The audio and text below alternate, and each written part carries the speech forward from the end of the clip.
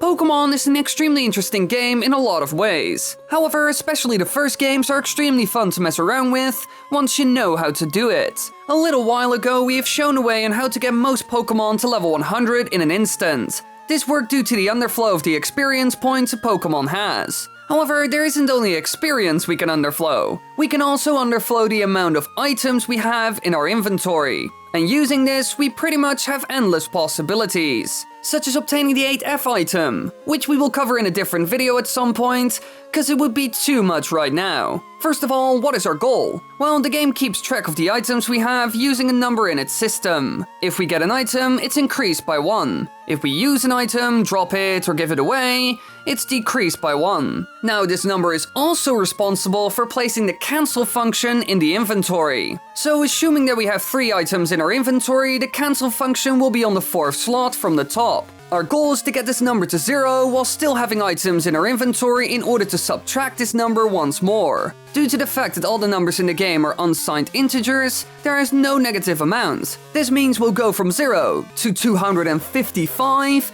if we take away 1. Doing this will allow us to scroll past the cancel button in the inventory and lets us do a lot of fun stuff with the game. Alright, first of all we need to set everything up. To start this, we need to encounter Missing No and have an item on slot number 6 that we can use. As we encounter Missing No, we need to use the item on slot number 6 twice in order to set our item count from 129 to 127. After we've done so, we need to capture Missing No to get our item count up to 255. Alright, from here on it gets a little weird already. We can now free Missing No as we don't need it anymore and head into our inventory. Here we need to make sure to not have more than 4 items in total in our inventory now, so pretty much everything needs to be tossed. From here we shift the item we have 255 of to item slot number 3 and arrange our items in a way for us to have 2 tossable items in the slots above it, each with the amount of 1. We will now toss the first 2 items, which will clone the item on slot number 3 over the first 2 slots above it. So now we have 4 items in our inventory, but the item count in the memory is at 2. We lower it once more by tossing one of the item stacks away and set our item count to 1.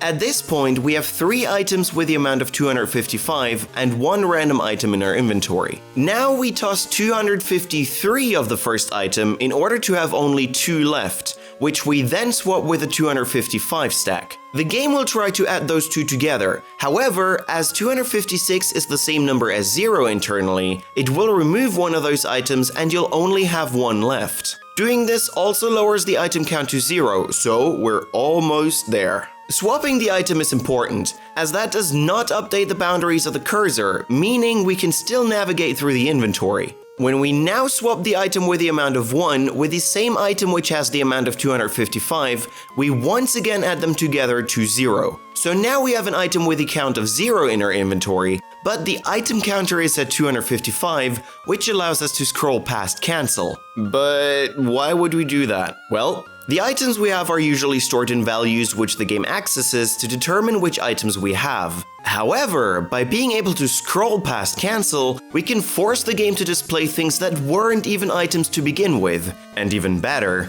we can manipulate those values as well. Let's take this Master Ball entry for example. This entry isn't actually Master Balls. Well, they are, and if you were to swap those into your inventory, you would also have fully functional Master Balls. But they weren't meant as Master Balls, if that makes sense. If you are inside a building, the amount of Master Balls determines the map you are meant to spawn in if you go through the exit. So if we toss a few Master Balls, we will end up in a different location than we were in originally. In speedruns, this can be used to get to different locations faster, or get to locations that don't exist at all and end up in all sorts of glitch locations. But obviously, there is more. Always wanted free money in the game?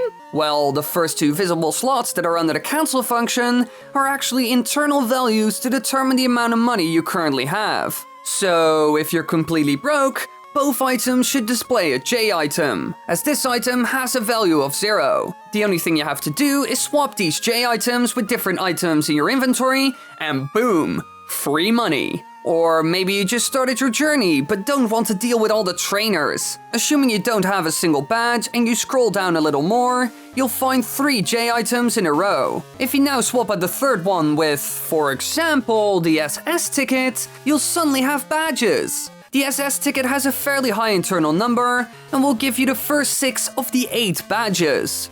This is also important as it allows you to teach your Pokemon additional moves such as Cut or Surf. Now obviously this isn't all, because we can also mess with attack speed, the screen brightness, or X and Y position on the map, trainer ID, trainer name, and even the rival's name just by switching a few items around. There are technically endless possibilities when it comes to what we can do, but this will do for now. Thanks for watching everybody, I hope you enjoyed. If you want to watch more videos, then be sure to do so, they're all on the side and on the screen right now. Be sure to subscribe and click the bell button, because we make 2 videos a week, so a lot more is coming.